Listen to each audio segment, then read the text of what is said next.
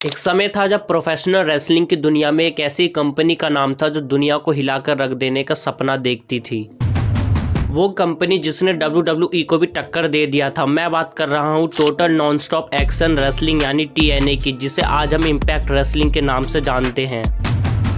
अपने अनोखे स्टाइल, बड़े स्टार्स और बोल्ड मूव्स के साथ रेसलिंग की दुनिया में एक नई लहर डाली थी। लेकिन जैसे जैसे वक्त बदला, ये एम्पायर अपने ही विचारों, मैनेजमेंट के फैसलों और कभी कभी खुद अपनी गलतियों की वजह से गिर गया।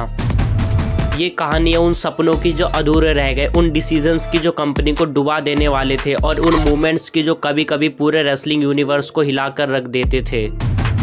आज हम जानेंगे किस तरह से एक बार फिर से सब कुछ छुप गया। एक ऐसी कहानी जो सिर्फ रंगमंच तक सिमट के रह गई, पर उसका असर अब भी महसूस होता है। TNA का राइज, उसका फॉल और वो कहानी जो कभी खत्म नहीं हो सकती। ये है उस अनजाने सफर की पहचान। आइए जानते हैं आज की इस वीडियो में।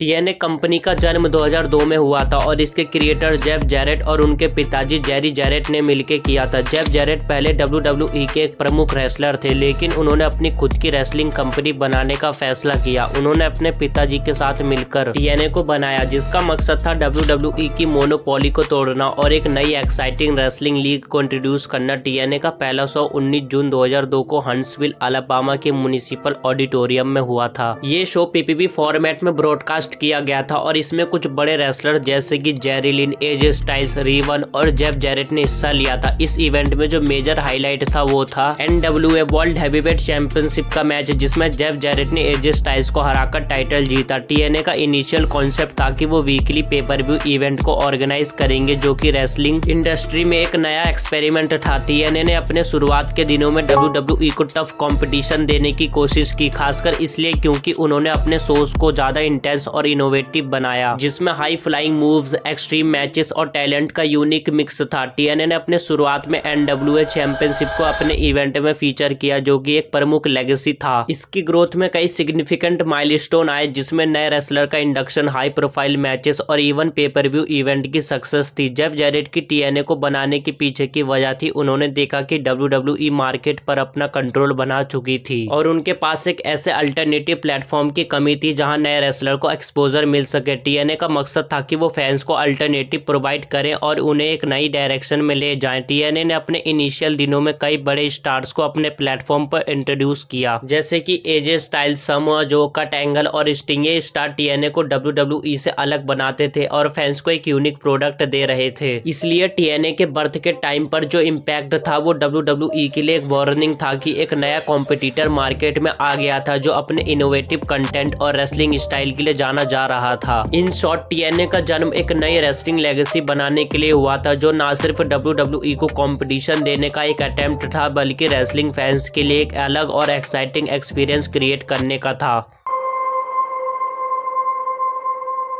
TNA के एक्स डिवीजन ने रेसलिंग का एक नया एरा शुरू किया था, जो अपने हाई फ्लाइंग, फास्ट पेस्ड और एथलेटिकल इंटेंस मैचेस के लिए जाना गया। जब TNA ने अपने फाउंडेशन के रूप में एक्स डिवीजन को इंट्रोड्यूस किया, तब उसका गोल एक ऐसा रेसलिंग स्टाइल क्रिएट करना था जो WWE से पूरी तरह अलग हो। एक्स डिवीजन का कोर एसेंस था नो लिमिट्स, जिसमें वेट क्लासेस या बाउंड्रीज का कोई ख्याल नहीं रखा गया। इसमें जो रेसलर्स थे उन्होंने अपने अमेजिंग हाई फ्लाइंग मूव्स और अनमैच्ड एबिलिटी से फैंस को दीवाना बना दिया। एजे स्टाइल्स, जेरी लिन, क्रिस सैबिन जैसे सुपरस्टार ने TNA के इस यूनिक स्टाइल को दुनिया के सामने लाने का काम किया। एजे स्टाइल्स ने अपनी क्रिस्प एरियल मूव्स और टेक्निकल प्रोएस के साथ एक्स डिवीजन को अपने नाम किया। उनका स्टाइल क्लैश मूव, जो कि एक आइकॉनिक फिनिशर बन गया था। जेरी लिन ने भी अपने टेक्निकल रेसलिंग स्टाइल और brutal in ring story telling से एक्स डिवीजन के राइज में अपना रोल निभाया। क्रिस सैबिन और लोकी जैसे रेसलर्स भी एक्स डिवीजन की पॉपुलैरिटी में छुपते नहीं थे। जब TNA ने हाई फ्लाइंग और इनोवेटिव मूव्स को अपने रेसलिंग स्टाइल में इनकॉर्पोरेट किया, तो ये WWE के ट्रेडिशनल मोर ग्राउंडेड और स्लो पेस्ड स्टाइल से पूरी तरह अलग था। TNA का फोकस था fast paced high energy matches पर, जिसमें कभी भी मैच का मोमेंटम रुकता नहीं था। एक्स डिवीजन का इम्पैक्ट ना सिर्फ TNA के शोज पर बल्कि पूरी रेसलिंग इंडस्ट्री पर था। इसने मूव्स जैसे कि सुसाइड डाइव, स्प्रिंगबोर्ड फ्लिप्स और स्लिंग शॉट मूव्स को मैच में यूज करना। TNA के एक्स डिवीजन ने रेसलिंग का एक नया डायरेक्शन दिखाया दिखाया जहां ना सिर्फ पावर बल्कि स्पीड और एग्लिटी को भी इम्पोर्टेंस दी गई थी। ये नया एरा का स्टार्ट था जिसमें रेसलिंग को एक आर्टिस्टिक फॉर्म बनाया गया जहां रेसलर्स अपने बॉडीज को अपने मूव्स के जरिए एक्सप्रेस करते थे। एक्स डिवीजन ने अर्ली सक्सेस और टीएनए के यूनिक रेसलिंग स्टाइल को हाईलाइट किया और धीरे धीरे फैंस के बीच अपना एक डेडिकेटेड फैन बेस बनाया। सबसे खास बात, टीएनए ने जो एक्स डिवीजन रेवोल्यूशन शुरू की थी वो सिर्फ एक इन रिंग रेवोल्यूशन नहीं थी बल्कि एक मेंटल रेवोल्यूशन थी। टीएनए ने पूरी दुनिया को ये दिखाया कि रेसलिंग सिर्फ मसल पावर का खेल नहीं बल्कि स्किल, क्रिएटिविटी और स्पीड का भी खेल है। ये एक सिनेमैटिक मूवमेंट था जहां टीएनए अपने हाई फ्लाइंग हीरोज के साथ दुनिया के रेसलिंग मैप पर अपने यूनिक फुटप्रिंट को मार्क कर रहा था। ये सभी रेसलर्स, चाहे वो एजे स्टाइल्स हो, जेरी लिन हो या क्रिस सैबिन, इन्होंने टीएनए की पहचान बनाई और एक्स डिवीजन को एक ऐसे लेवल तक ले गए जहां ये दुनिया के सबसे एंटरटेनिंग और एथलेटिक मैचेस का हिस्सा बन गया। टीएनए ने अपनी एक अलग दुनिया बनाई जो डब्ल्यूडब्ल्यूई के स्ट्रेट लेज स्क्रिप्टेड स्टाइल से काफी अलग थी। ये एक बोल्ड स्टेप था जो आज भी रेसलिंग की हिस्ट्री में याद रखा जाता है। टीएनए रेसलिंग के टीवी डेब्यूट और स्पाइक टीवी के साथ उनकी डील एक टर्निंग पॉइंट था जो कंपनी को मेन स्ट्रीम रेसलिंग सीन में लाने में मददगार साबित हुई। 2005 में टीएनए ने स्पाइक टीवी के साथ एक सिग्निफिकेंट ब्रॉडकास्टिंग डील किया जो उन्हें नेशनल टेलीविजन पर एक्सपोजर देने में काफी मददगार साबित हुआ। इस डील के साथ टीएनए को अपनी विजिबिलिटी को काफी बूस्ट मिल गया और इसके साथ उनकी प्रोडक्शन क्वालिटी भी मेजरली इम्प्रूव हुई। पहले जो स्मॉल स्केल शोज होते थे उनमें प्रोफेशनल लाइटिंग, कैमरा वर्क और सेट डिजाइन्स काफी बेहतर हो गया। टीएनए का टीवी डेब्यूट ने फैंस को एक fresh high energy wrestling product दिया जिसमें एस्टेब्लिश्ड स्टार के साथ न्यू टैलेंट को भी हाईलाइट किया गया। ये डेब्यूट ना सिर्फ टीएनए के लिए एक बड़ा ब्रेक था बल्कि कंपनी ने इस अपॉर्चुनिटी का पूरा फायदा उठाया, अपने प्रोग्रामिंग को मेन स्ट्रीम ऑडियंस तक पहुंचाया और अपने फैन बेस को रैपिडली एक्सपेंड किया। टीएनए के लिए ये मूवमेंट एक माइलस्टोन था जिसमें उन्होंने अपनी आइडेंटिटी बनाई और फ्यूचर में अपने ग्रोथ का रोड मैप तैयार किया। इस डील ने टीएनए को एक ऐसा प्लेटफॉर्म दिया जहां उन्हें not just a niche but a wider national wrestling audience का अटेंशन मिलने लगा और इसके साथ कंपनी ने अपने फ्यूचर को शेप किया जो उनको सक्सेस की ओर ले गया। 2006 में टीएनए ने एक ऐसा हिस्टोरिक मूवमेंट एक्सपीरियंस किया जो कंपनी की ट्रेजेक्टोरी को फॉरएवर बदल दिया। कट एंगल का टीएनए में ज्वाइन करना। जब एंगल, जो कि पहले डब्ल्यूडब्ल्यूई का एक बड़ा स्टार था, टीएनए के रोस्टर में आए तो ना सिर्फ उन्होंने अपनी लेजेंडरी लेगेसी को टीएनए में लाए बल्कि कंपनी को मेन स्ट्रीम क्रेडिबिलिटी भी मिली। एंगल के अराइवल ने न केवल टीएनए को एक ग्लोबल स्पॉटलाइट में डाला बल्कि उन्होंने एजे स्टाइल, समोआ जो और बाकी टॉप स्टार के साथ राइवलरी और मैचेस के जरिए टीएनए को एक न्यू लेवल पर ले गए। टीएनए की राइज का एक बड़ा पार्ट था इनके हाई प्रोफाइल फ्यूड्स और मैचेस जो ऑडियंस को अपने टीवी स्क्रीन के सामने ग्लूड रखता था। कट एंगल और एजे स्टाइल्स के बीच का राइवलरी जो फैंस के लिए एक ड्रीम मैच बन गई थी, उनसे टीएनए को वर्ल्ड वाइड अटेंशन मिली। इसके अलावा समोआ जो का उनके साथ फ्यूड भी आइकॉनिक बन गया जिसमें उनके बीच के ब्रूटल मैचेस ने टीएनए को एक bold high quality wrestling product के रूप में एस्टेब्लिश किया। एंगल के प्रेजेंस ने टीएनए के प्रोडक्ट को ना सिर्फ कॉम्पिटिटिव बनाया बल्कि उन्हें मेन स्ट्रीम रेसलिंग ऑडियंस तक पहुंचाने में मदद की। इस माइलस्टोन के बाद टीएनए ने अपने रोस्टर को और भी स्टार स्टफ्ड बनाया जिसमें इंटरनेशनल अटेंशन काफी बढ़ा और कंपनी के फ्यूचर के पाथ क्लियर हो गया। और जब कट एंगल ने रिंग में कदम रखा तो फैंस ने उनके हर मूव को, हर मैच को नए पर्सपेक्टिव से देखा। ये ना सिर्फ उनकी लेगेसी थी बल्कि टीएनए के लिए एक शॉकिंग और रेवोल्यूशनरी टर्निंग पॉइंट भी था जिसे फैंस आज तक याद करते हैं। 2010 में टीएनए ने रेसलिंग हिस्ट्री का एक डेयरिंग चैप्टर लिखा जब हल्क होगन और एरिक बिशॉफ ने कंपनी में अपने कदम रखे। होगन जो कि रेसलिंग का आइकन थे अपने लेजेंडरी स्टेटस के साथ टीएनए में आए और एरिक बिशॉफ जो कि डब्ल्यूसीडब्ल्यू में अपने क्रिएटिव ब्रिलियंस के लिए जाने जाते थे, उन्होंने कंपनी के ऑपरेशंस को नए डायरेक्शन में डाला। मंडे नाइट वॉर्स का रिवाइवल एक बोल्ड डिसीजन था जिसमें टीएनए ने डब्ल्यूडब्ल्यूई के साथ डायरेक्ट कंपटीशन देना शुरू किया। इस स्ट्रेटेजी के तहत टीएनए ने मंडे टाइम स्लॉट को टारगेट किया, एक ऐसा रिस्क लिया जो पुरानी डब्ल्यूसीडब्ल्यू और डब्ल्यूडब्ल्यूई की राइवलरी की यादों को ताजा करने वाला था।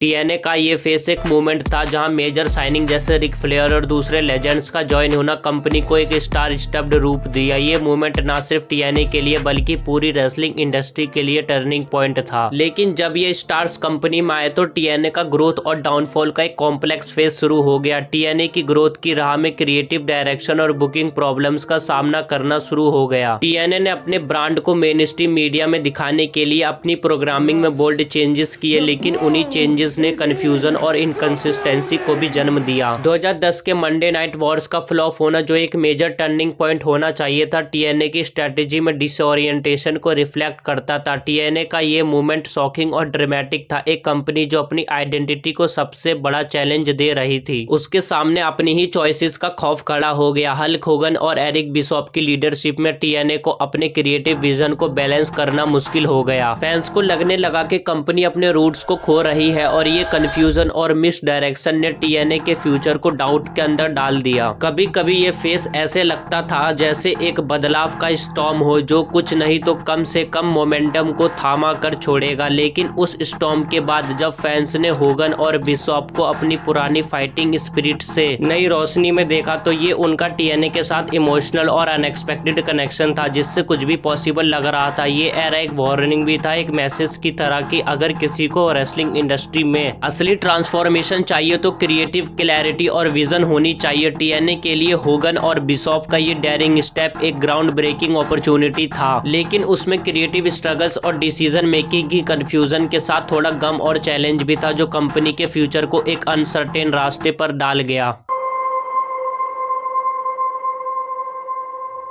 टीएनए रेसलिंग जो कभी डब्ल्यूडब्ल्यूई के लिए एक बड़ी थ्रेट समझा जाता था, जल्द ही अपने फाइनेंशियल स्ट्रगल्स और पुअर मैनेजमेंट के चक्कर में गिर गया। कंपनी ने अपनी शुरुआत में फैंस को high quality in ring action और क्रिएटिव स्टोरी लाइन दी थी, लेकिन जैसे वक्त गुजरा उनके फाइनेंशियल इश्यूज और इंटरनल मैनेजमेंट की कमी ने कंपनी को डुबा दिया। सबसे पहले टीएनए के पास फाइनेंशियल स्टेबिलिटी का आधार था। फंडिंग के शॉर्टेज, उनके स्टेक होल्डर के गलत डिसीजन और स्पॉन्सरशिप डील की कमी ने कंपनी को खुद के पैरों पर खड़ा रहने में मुश्किल दी। रेसलर्स को टाइम पर पेमेंट नहीं मिलने लगी, जिसका डायरेक्ट इम्पैक्ट उनके मोरल और परफॉर्मेंस पर पड़ा। उसके बाद क्रिएटिव डायरेक्शन का डाउनफॉल आया, जहां बुकिंग वीक थी और कोई कंसिस्टेंट विजन नहीं दिखाई दिया। ये फेलियर ने फैंस को बोर किया और उनका ट्रस्ट टूट गया। इसके बाद स्टार रेसलर्स का डब्ल्यूडब्ल्यूई और दूसरे प्रमोशंस में जाना, जैसे कट एंगल, एज स्टाइल्स और समोआ जो, टीएनए के रोस्टर को सीरियसली वीक बना दिया। ये लॉस सिर्फ इन रेसलर्स के लिए नहीं था, जिसका डायरेक्ट इफेक्ट ऑडियंस और रेटिंग पर पड़ा। जब इन स्टार्स का एब्सेंस दिखाई दिया तो टीएनए की प्रोडक्ट की क्वालिटी भी गिर गई थी। मैचेस जो पहले पैशनेट और एक्साइटिंग थे, अब उनमें कोई स्पार्क नहीं था। स्टोरी लाइन पिट गई थी और टीएनए अपनी पहचान ढूंढने के लिए स्ट्रगल कर रहा था।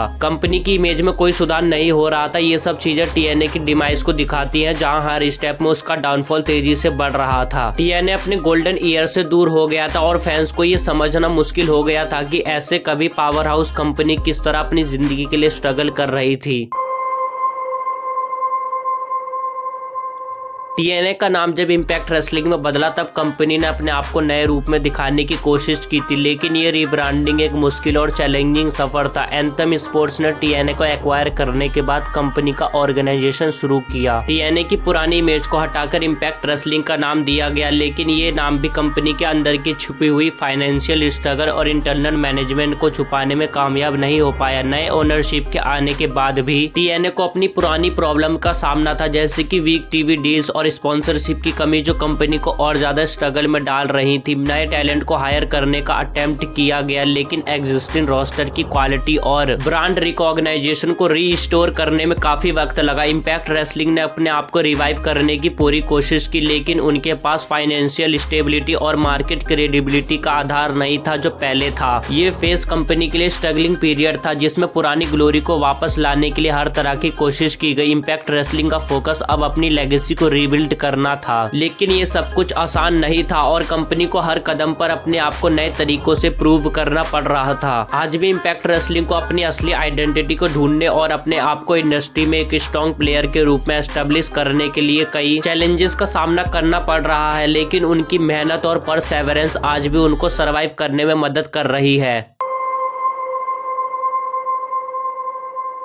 टीएनए रेसलिंग, जो कभी डब्ल्यूडब्ल्यूई के लिए एक बड़ा चैलेंज समझा जाता था, अपने डाउनफॉल का सामना कर रही थी और उसके पीछे कई रीजन थे। पुअर मैनेजमेंट, फाइनेंशियल ट्रबल्स और lack of a clear vision ने टीएनए को उसकी पुरानी शुरुआत से दूर कर दिया था। जब कंपनी ने अपने गोल्डन ईयर में अपने इन रिंग प्रोडक्ट और स्टोरी टेलिंग के लिए पहचान बनाई थी, तब उन्होंने अपने ग्रोथ को मैक्सिमाइज करने के लिए मेजर साइनिंग्स भी की थी, जैसे हल्क होगन और रिक फ्लेयर को, जो एक बैड मेन स्ट्रीम अपील लेकर आए थे, लेकिन ये मेजर मूव्स जल्द ही टीएनए के लिए वरदान बन गए। इन साइनिंग ने कंपनी के लिए फाइनेंशियल स्ट्रेन क्रिएट किया और उनके शॉर्ट टर्म सक्सेस के बावजूद उनके लॉन्ग टर्म प्लानिंग में काफी कमी थी। फाइनेंशियल मिसमैनेजमेंट ने भी टीएनए को काफी नुकसान पहुंचाया। Despite having top tier talent like cut angle, sting, AJ Styles और समोआ जो, कंपनी अपनी ब्रांड आइडेंटिटी बनाने में फेल हुई। उन्होंने जो रेसलिंग प्रोडक्ट दिए वो कंसिस्टेंट नहीं थे और टीएनए का लैक ऑफ क्रिएटिव डायरेक्शन भी ज्यादा नोटिसेबल करना तो दूर की बात थी। टीएनए अपने खुद के रोस्टर को मैनेज करने में स्ट्रगल कर रही थी। As the rating began to drop, उनके टीवी डील्स और स्पॉन्सरशिप भी वीक होने लगे। एक और मेजर मिस्टेक जो टीएनए ने की वो थी उनके over reliance on veteran wrestler. उन्होंने अपनी पुरानी जनरेशन के स्टार पर ज्यादा फोकस किया और नए यंग टैलेंट को प्रमोट करने में देर कर दिया। ये फेलियर इन डब्ल्यूडब्ल्यूई के राइवल बनने के एफर्ट्स को अंडरमाइन करता गया। टीएनए के डाउनफॉल का एक और रीजन ये था कि कंपनी कंसिस्टेंटली अपने फाइनेंशियल इश्यूज को कवर करने के लिए शॉर्ट टर्म सॉल्यूशन अपनाती रही, जैसे कि नेटवर्क डील्स और टीवी टाइम स्लॉट्स को बार बार बदलना, जो लॉन्ग टर्म सस्टेनेबिलिटी के लिए गलत था। जब टीएनए को अपने गलत डिसीजंस का एहसास हुआ, तब तक कंपनी की मार्केट पोजीशन इतनी वीक हो चुकी थी कि उनके एफर्ट्स को रिवर्स करना मुश्किल हो गया। उन्होंने जो गोल्डन ईयर्स में अपनी पहचान बनाई थी, उन्हीं गलत डिसीजंस और मिस मैनेजमेंट के चलते वो जल्द ही खत्म हो गई। टीएनए के फेलियर ने सबको ये दिखाया कि हर बढ़िया प्रोडक्ट को मैनेजमेंट, विजन और फाइनेंशियल स्टेबिलिटी के साथ बैलेंस करना जरूरी है। जब तक ये बैलेंस नहीं होता है, कंपनी अपने सक्सेस को लॉन्ग टर्म तक सस्टेन नहीं कर सकती और टीएनए का डाउनफॉल इसी का रिजल्ट था।